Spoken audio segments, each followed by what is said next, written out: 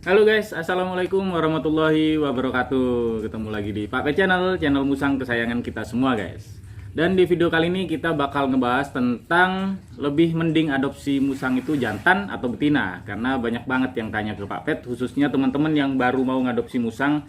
Kan pasti masih penasaran ya, kira-kira nih buat pemula enaknya ngadopsi jantan atau betina gitu guys. Tapi sebelum kita mulai videonya, buat kalian yang baru bergabung di channel ini, jangan lupa buat subscribe dan nyalain lonceng notifikasinya, supaya kalian nggak ketinggalan info-info terbaru seputar musang lainnya dari Pak Pet Channel guys. Oke, kita masuk di pembahasan yang pertama, lebih mending mana jantan atau betina guys. Kita bahas dari masalah karakter. Nah, untuk karakter ini mau jantan ataupun betina itu bebas guys, jadi nggak terlalu berpengaruh ya, karena karakter ini ditentukan dari seberapa intens kalian interaksi dengan musang kalian, dalam artian seberapa mampu kalian menghandle musangnya guys gitu. Jadi kalau kalian pengen karakternya yang bagus, yang jinak banget, yang anteng banget, yang bonding banget, nah itu kalian harus bener-bener sering-sering handle. Handle ini sekali lagi Pak Pet ingetin ya, handle ini bukan cuman megangin, bukan cuman ngajakin main, bukan cuman gendongin, bukan guys. Handle ini dalam artian adalah bagaimana cara kalian mendekatkan diri kalian ke musang kalian gitu ya. Jadi istilahnya kalian itu interaksi dengan musang harus dengan hati guys, karena kalau nggak dengan hati itu percuma ya. Kalau kalian cuman pegang-pegang aja, kalau kalian cuman main-mainin aja kayak gitu, itu nggak bakal membentuk kebondingan antara kalian dengan musang kalian gitu. Jadi sekali lagi kalian mainnya atau interaksinya harus dengan hati ya.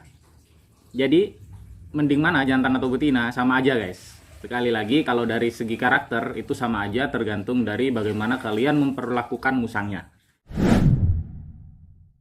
Kemudian yang kedua yaitu dari kecerdasan. Kalau dari kecerdasan ini juga pengalaman Pak Pet di sini nggak ada yang berbeda ya antara musang jantan dan musang betina. Sekali lagi kecerdasan itu juga selain udah dari sononya seperti itu kalau dari kelamin, jenis kelamin jantan dan betina itu nggak terlalu berpengaruh guys. Yang berpengaruh itu adalah jenis musangnya, seperti yang kita bahas di video sebelum video ini guys.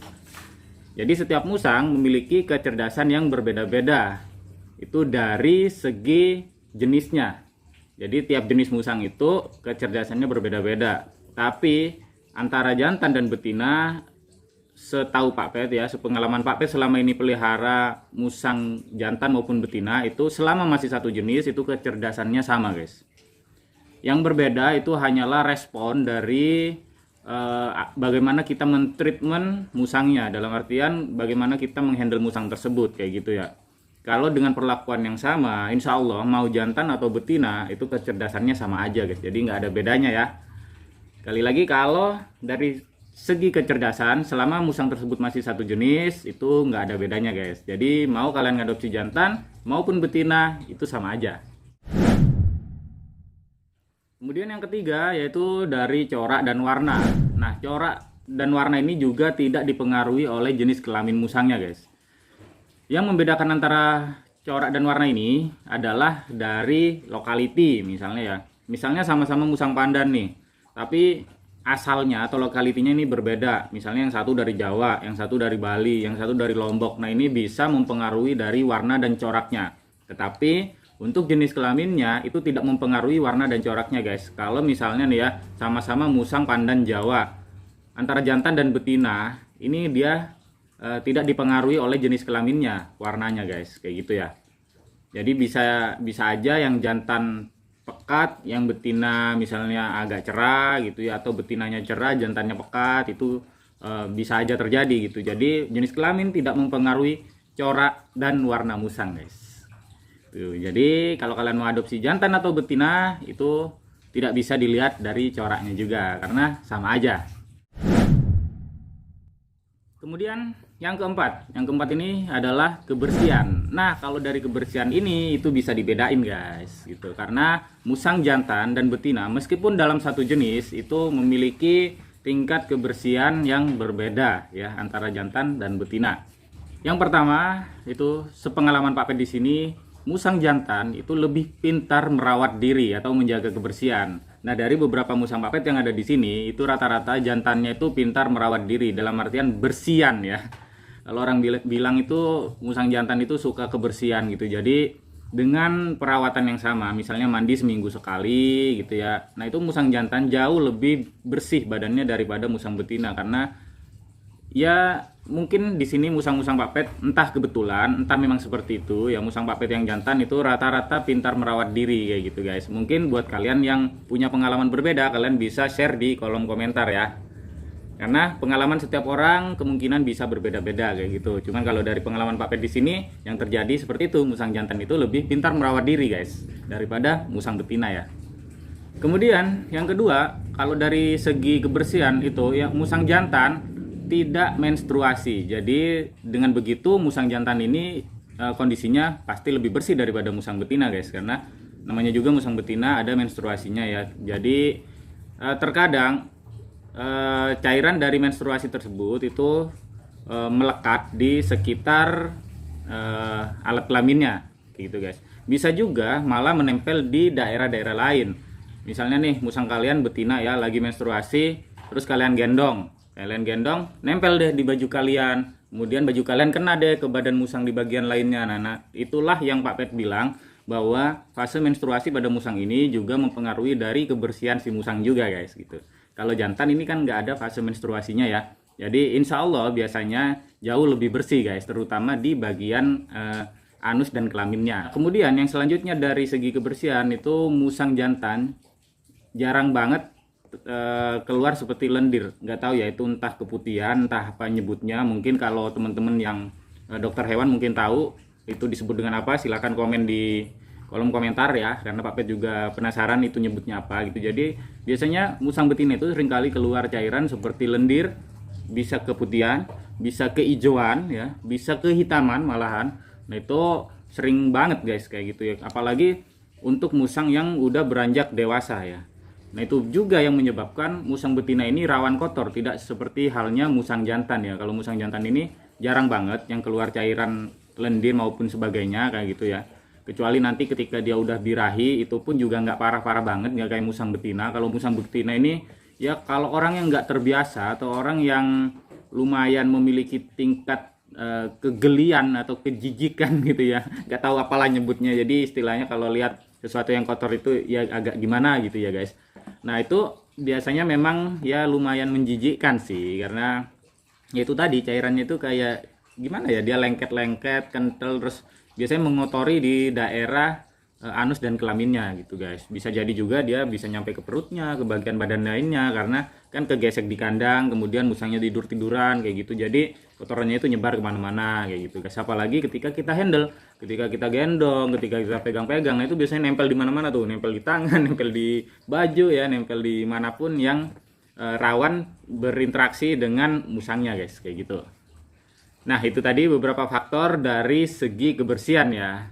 Kalau Pak Pet ditanya, Pak Pet lebih suka adopsi musang pandan jantan atau betina? Tentunya kalau adopsi, kalau Pak Pet sih sama-sama suka ya, mau jantan mau betina Pak Pet sama-sama suka. Cuman kalau untuk di handle Pak Pet prefer ke musang pandan atau musang jantan ya. Bukan hanya pandan guys, karena ini berlaku untuk semua musang ya. Pak Pet udah pelihara beberapa musang, misalnya musang pandan, musang bulan, musang rase, musang akar juga. Nah, itu semuanya kayak gitu ya, sama ya. Rata-rata yang pintar menjaga kebersihan itu adalah musang jantan guys maksudnya gitu ya. Kalau Pak Pet untuk di handle lebih suka musang jantan karena cenderung lebih bersih gitu ya. Kemudian kita ke selanjutnya guys. Nah, untuk yang selanjutnya ini dari segi birahi. Dari segi birahi ini bisa dibandingkan juga antara musang jantan dan musang betina, tidak hanya pandan ya. Jadi untuk semua musang gitu guys. Ini berlaku untuk musang pada umumnya ya. Dari segi birahi, yang pertama kita bakal ngebahas tentang mogok makan.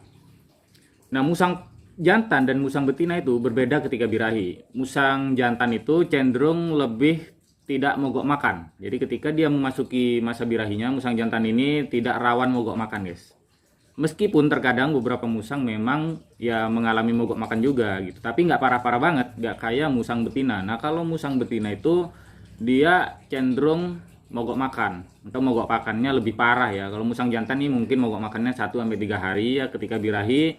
Tapi kalau musang betina itu bisa sampai seminggu bahkan 2 minggu gitu guys. Jadi kita harus lebih perhatian, lebih memberikan perhatian yang ekstra kepada musang betina ya, karena mogok makan ini kan sangat berbahaya ya. Memang terlihatannya sepele banget, cuman mogok makan gitu. Tapi kalau musang kita sampai kekurangan nutrisi di badannya, nah itu bisa berbahaya, bahkan bisa menyebabkan kematian guys. Meskipun musang jantan itu birahinya nggak ada timingnya ya, maksudnya musang jantan ini ketika dia udah birahi, dia bisa birahi seumur hidupnya guys, bisa birahi seumur hidupnya. Jadi nggak ada timingnya kayak musang betina.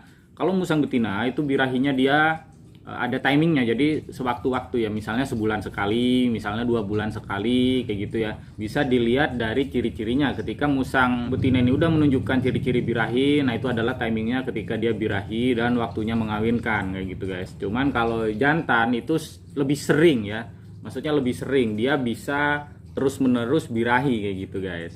Tapi meskipun musang jantan itu lebih sering birahi, tapi musang jantan itu tidak rawan mogok makan seperti itu tadi. Jadi resiko untuk kehilangan nyawa itu lebih kecil ya daripada musang betina guys.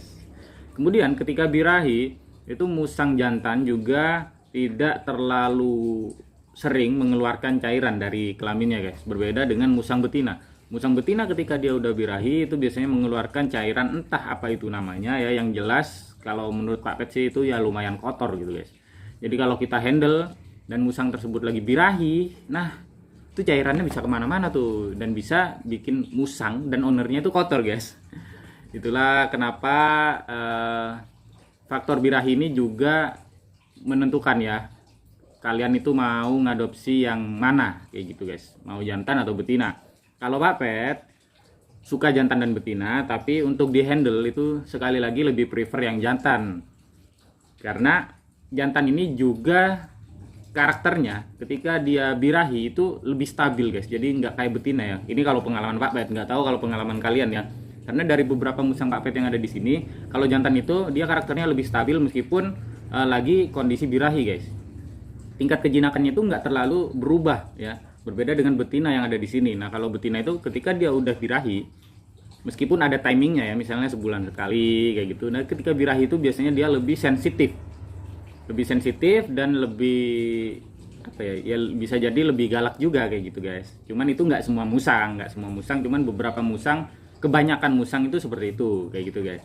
Kenapa Pak Pet bilang lebih suka jantan untuk dihandle, karena ya itu tadi lebih stabil, meskipun dia lagi birahi biasanya karakternya itu masih cenderung lebih bagus daripada musang betina. Nah, jadi itulah tadi beberapa faktor yang bisa kalian pertimbangkan untuk mengadopsi musang, mau musang yang jantan atau musang betina. Oh iya, satu lagi guys, kalau di musang pandan, nah yang jantan itu dia akan berbau pandan atau beraroma pandan ketika dia birahi. Itu untuk menarik lawan jenisnya ya. Kalau yang betina biasanya baunya agak kurang sedap kayak gitu guys. Jadi kalau pengen yang wangi pandan ya adopsi musang pandan jantan ya. Kalau nggak pengen yang bau pandan ya adopsi yang betina aja kayak gitu. Karena beberapa orang justru nggak kuat dengan wangi pandannya, karena musang pandan yang birahi banget, yang jantan itu dia mengeluarkan aroma pandan yang kadang itu berlebihan guys. Jadi bisa-bisa serumah itu semuanya bau pandan, dan tidak semua orang suka dengan aroma tersebut. Jadi itu juga perlu kalian pertimbangkan ya, apakah musang kalian yang mau kalian adopsi itu mau yang jantan ataupun betina guys. Nah itu tadi beberapa faktor yang perlu kalian pertimbangkan. Sekali lagi, pengalaman setiap orang pasti berbeda-beda, dan buat kalian yang punya pengalaman berbeda, kalian bisa share di kolom komentarnya guys. Di sini kalian share ya, misalnya dari hal apa kayak gitu kalian share di sini. Dan terakhir, kalau Pak Pet ditanya mending adopsi jantan atau betina, kesimpulannya adalah kalau bisa adalah adopsi sepasang guys. Karena kita sebagai pecinta, kita nggak cuman pengen main-main aja, kita pastinya pengen serius, dan kita pengen mengembangbiakkan musang tersebut sehingga populasinya di dunia menjadi semakin banyak dan musang ini terjauh dari kata kepunahan gitu guys. Itulah poin utama dari seorang pecinta musang. Bener? Apa bener guys? Oke, jadi itu tadi yang udah kita jelaskan dan kita sharingkan. Semoga ini bermanfaat buat kalian semua. Dan buat yang belum subscribe, sekali lagi subscribe, karena nggak ada ruginya kalian subscribe channel ini, terutama buat pecinta musang, karena kita bakalan share semua tentang musang lainnya yang pastinya bermanfaat dan menghibur buat kalian semua guys. Mungkin itu dulu, sampai jumpa di video berikutnya, see you and bye-bye.